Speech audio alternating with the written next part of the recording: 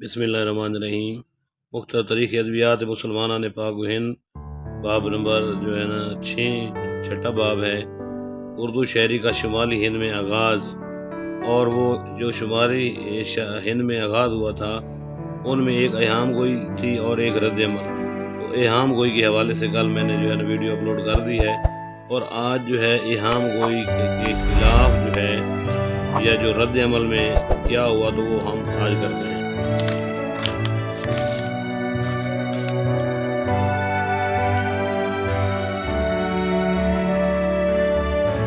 یہ ہے جی رد عمل۔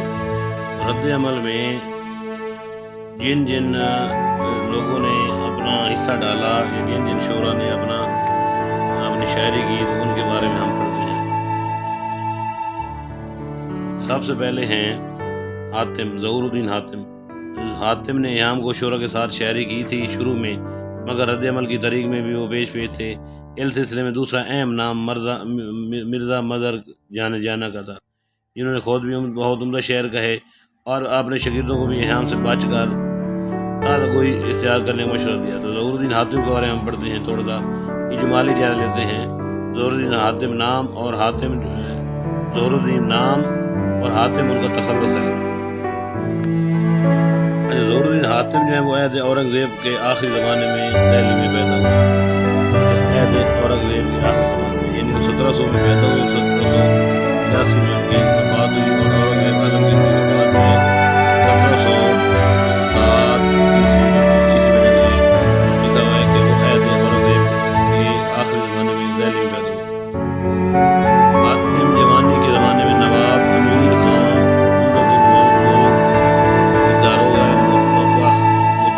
تھے، وہ ایہام گوئی کے بانیوں میں سے تھے۔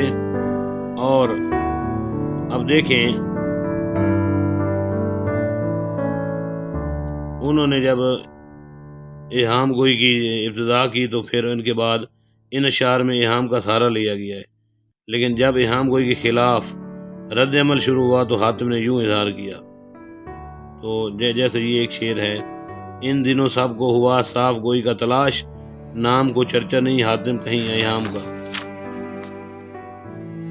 اچھا، دیوان زادہ میں دیوان زادہ حاتم کی غزلیات کا دیوان ہے ظہور الدین حاتم کی، اور غزلیات کے علاوہ چند دیگر اصناف میں بھی کلام موجود ہے۔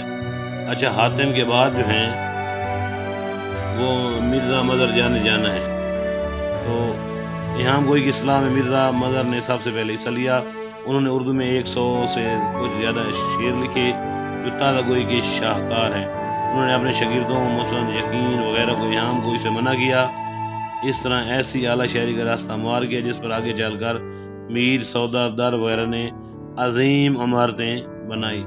ایہام گوئی کے خلاف ظہور الدین حاتم اور مرزا مظہر جانا پیش تھے۔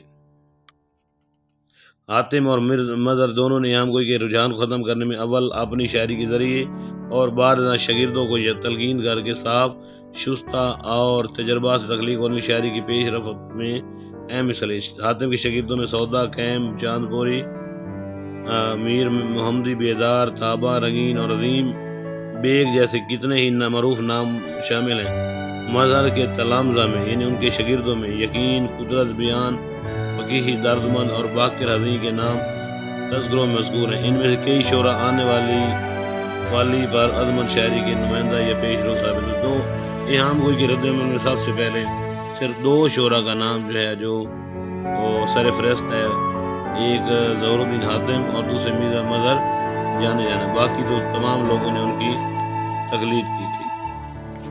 اچھا جی، اس باب کی حواشی میں اگر آئیں تو کچھ اہم کتابیں ہیں، وہ اہم کتابیں ہم دیکھ لیتے ہیں۔ دہلی میں اردو شاعری کا تہذیبی و فکری پس منظر ڈاکٹر محمد حسن کی کتاب ہے۔ شمالی ہند کی اردو شاعری میں ایہام گوئی حسن احمد نظامی کی کتاب ہے۔ دیوان شاکر ناجی جو ہے اس کو مرتب بیگم افتخار احمد صدیقی نے کیا۔ مجموعہ ناز قدرت اللہ قاسم نے لکھا، لیکن مرتب حافظ محمود شیرازی نے کیا۔ کون حافظ محمود شیرازی؟ جنہوں نے پنجاب میں اردو والی کتاب لکھی تھی۔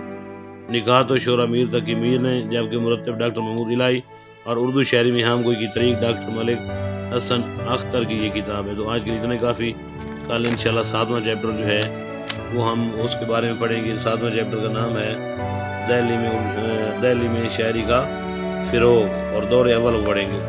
آج کے اتنے کافی، خدا ہم سب کا حامی ناصر و خدا حافظ، اللہ نگہبان۔